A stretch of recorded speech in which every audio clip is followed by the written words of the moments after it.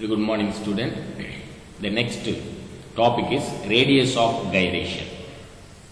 This is very important topic for your 2-mark question as well as the problem type question. For bulk objects of regular shape with uniform mass distribution, the expression for moment of inertia about an axis involves their total mass and geometrical features like radius, length, breadth, which take care of the shape and the size of the objects. But we need an expression for a moment of inertia which could take care of not only the mass, shape and size of objects, but also its orientation to the axis of rotation. This point is very important point. Please note it down. We need an expression for the moment of inertia which could take care of not only the mass, shape and size of objects, but also its orientation to the axis of rotation. Such an expression should be general so that it is applicable even for objects of irregular shape and non-uniform distribution of mass. Once again repeat, this point also very important. An expression should be general so that it is applicable even for objects of irregular shape and non-uniform distribution of mass. The general expression for moment of inertia is given as I is equal to mk square. Here this is a formula for the moment of inertia about the radius of gyration. So I is equal to m into k square. Capital M, where capital M is the total mass of the object, and capital K is called the radius of gyration. So this is the definition of radius of gyration. Please note it down, children. Please listen carefully. The radius of gyration of an object is the perpendicular distance from the axis of rotation to an equivalent point mass which would have the same mass as well as the same moment of inertia of the object. Once again repeat, radius. Here the radius of gyration of an object, the perpendicular object is the perpendicular distance from the axis of rotation to an equivalent point mass. Here point mass is m1, m2, m3, m4 are all the mass is called as point mass. So perpendicular distance from the axis of rotation, this is the axis, perpendicular distance from the axis of rotation to an equivalent point mass. Here this is the point mass which would have same mass as well as the same moment of inertia of the object. This is the definition of radius of gyration. What is the units of radius of gyration? Means meter is the unit of radius of gyration and the dimensional unit is capital L. Here rotating rigid body, here the body is rotated with respect to any axis, is considered to be made up of point mass m1, m2, m3, m4 up to mnth term at perpendicular distance or positions. Here this is the perpendicular distance or position r1, r2, r3, r4 up to rnth term respectively. The moment of inertia of that object can be written as, here I is equal to, already we know the formula for the moment of inertia, mr square. So here summation of initial term, first term, final term is the nth term, mi ri the whole square is equal to, mi ri square is equal to m1 r1 square plus m2 r2 square plus m3 r3 square up to plus mn rnth term square. This is the moment of inertia of the object. I is equal to summation of I is equal to 1, then the final term is n mi ri square is equal to m1 r1 square plus m2 r2 square plus m3 r3 square up to plus mn or nth term square. If we take all the n number of individual masses to be equal, if we take all the n number of individual masses to be equal, so m is equal to m1 is equal to m2 is equal to m up to mnth term, all the masses are equal, then the equation can be written as I is equal to m r1 square plus m r2 square plus m r3 square plus up to m rnth square. Remove the common term from this equation, we get m is the common term, m into r1 square plus r2 square plus r3 square plus up to rnth square. Multiple and divided by n, because number of mass divided by number of distance. So n into m, multiple and divided by small n, n into m into r1 square plus r2 square plus r3 square up to rnth square divided by small n. Here I is equal to, already we know the formula for the radius of gyration moment of inertia. I is equal to capital M k square. Here capital M is represent nm, k square is represent r square, r1 square plus r2 square plus r3 square up to rnth square divided by n. So here where nm is the total mass capital M of the body and k is the radius of gyration, here k square is equal to this term up then k is equal to root of this term. So k is equal to root of r1 square plus r2 square plus r3 square plus up to rnth square divided by small n. The expression for radius of gyration indicates that it is the root mean square, that means RMS, root mean square, distance of the particles of the body from the axis of rotation. The expression for radius of gyration indicates that it is the root mean square, that means RMS, distance of the particles of the body from the axis of rotation. In fact, the moment of inertia of any object could be expression the form I is equal to mk square. For example, let us take the moment of inertia of uniform rod of mass. Already we discussed this topic. What is the formula for the uniform rod mass? Means I is equal to ml square divided by 12. Here, for example, let us take the moment of inertia of a uniform rod of mass m and l, that means length l, capital M mass and length l, small l. Its moment of inertia with respect to the perpendicular axis passing through the center of mass is I is equal to 1 by 12 ml square. In terms of radius of gyration, already we know the value of radius of gyration, I is equal to mk square. Here substituting the value of I through this equation, mk square is equal to 1 by 12 into ml square. Capital M cancel to each other, remaining term k square is equal to 1 by 12 L square. Now k is equal to, this square term goes to right hand side, means L square becomes L, 12 becomes root 12. So k is equal to 1 by 2 root of 12 into L, or otherwise says 12 terms can be written as 4 into 3, root 4 into 3. 4 terms removed from the root means 2. So this term can be written as 2 into root 3. So 1 by 2 into root 3 into L, or 1 by 2 into root 3 is nothing but 0.289. This value is very important for your objective type. K is equal to 0.289 into L. That means uniform rod of mass in radius of gyration. K is equal to 0.289 into L. The next important topic is theorems of moment of inertia. This is very important, 3 mark question. Theorems of moment of inertia. There are 2 types of theorem. One is the perpendicular axis theorem, another one is the parallel axis theorem.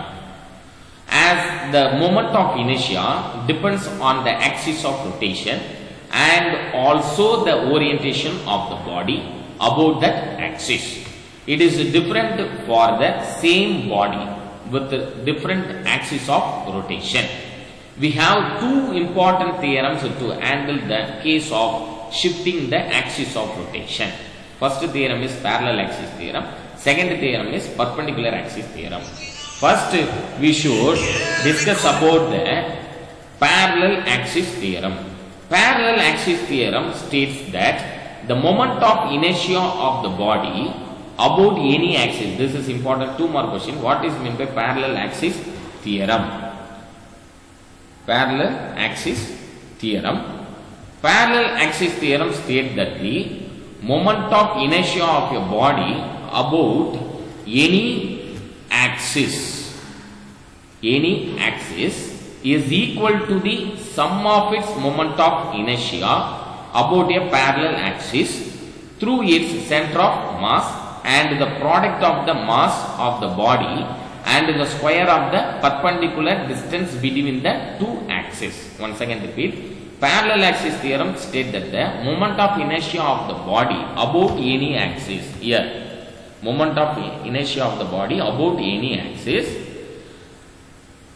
is equal to the sum of the moment of inertia about the parallel axis is equal to the sum of the moment of inertia of the parallel axis is the DE is the parallel axis. Sum of its moment of inertia about a parallel axis through its center of mass. Through its center of mass, this is the center of mass, and the product of the mass of the body and the square of the perpendicular distance between the two axes. Product of the mass of the body and the perpendicular distance between the two axes. Square of the perpendicular distance between the two axes. So this is the statement of parallel axis theorem. If IC is the moment of inertia of the body of mass capital M about an axis passing through the center of mass, then the moment of inertia I about a parallel axis at a distance d from it is given by the relation I is equal to IC plus md square. That means center of mass of the moment of inertia plus capital M is the total mass of the body into d square. So I is equal to IC plus m into d square. Now let me prove this formula. Let us consider a rigid body. This is a rigid body as shown in the figure. Its moment of inertia about an axis AB. This is AB. Passing through the center axis. This is the center axis is IC. DE is another axis parallel to the AB. Parallel to AB at the perpendicular distance small d with the AB. The moment of inertia of the body about DE is represent I. We attempt to get an expression for I in terms of IC. For this, let us consider a point mass M on the body at position X. From this is the point mass at position from the X. That means X from its center of mass.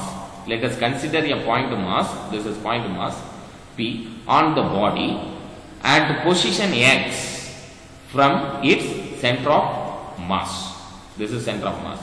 The moment of inertia of the point mass about axis DE is M into, already we know the formula for the moment of inertia, M R square. Here R can be written as X plus D the whole square, because moment of inertia of the point mass P about the axis DE is from the DE to P. Point P means the distance from the DE to axis DE to point P, X plus D. That is why MR square can be written as M into X plus D the whole square. Now the moment of inertia I of the whole body about DE is moment of inertia I of the whole body. This is the whole body. DE is the summation of the above expression. Summation of the above expression. I is equal to summation of M into X plus D the whole square. Now the x plus d the whole square term is considered as a plus d the whole square. Now express this term, we get I is equal to summation of m. A plus b the whole square formula is a square plus b square plus 2ab. Here x square plus b square plus 2xd. I is equal to summation of this m term multiple to the inner side term. We get mx square plus md square plus m into 2dmx.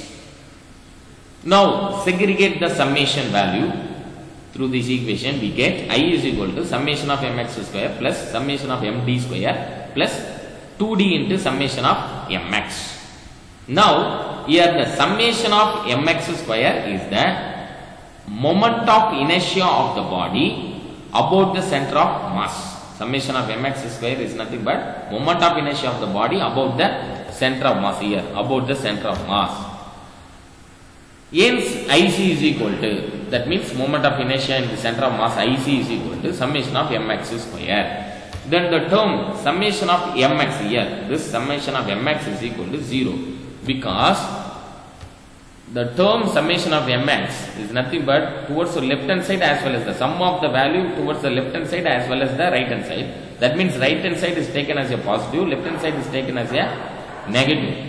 Sum of these two equal in magnitude, but the opposite direction of this moment of inertia, we get 0. So that is why summation of mx is equal to 0, because x can take positive and negative value with respect to the axis AB. With respect to the axis AB.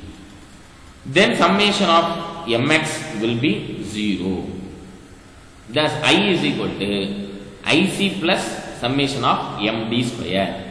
The remaining is, because summation of mx is 0, so this term, all terms become a 0. The remaining term, summation of mx square can be written as IC, summation of md square. So I is equal to IC plus summation of md square is equal to IC plus summation of m into d square.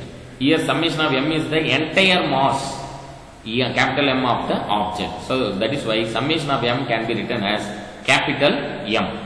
So I is equal to IC plus summation of m can be written as capital M into d square. Hence the parallel axis theorem is proved. This is the very important detailed question answer, children. Please note it down. The next topic is perpendicular axis theorem. This perpendicular axis theorem holds good only for plane laminar object. Laminar object. Plane laminar. Here this is the plane laminar object. What is the statement of perpendicular axis theorem? This is important. 2 more questions. Please note it down. The theorem states that the moment of inertia of a plane laminar body about an axis, plane laminar body about an axis, perpendicular to its plane is equal to the sum of the moment of inertia about two perpendicular axes lying in the plane of the body, such that all the 3 axes are mutually perpendicular and have a common point. Here 3 axes placed in the plane laminar. One axis is perpendicular to the another 2 axes. So this is the statement of theorem.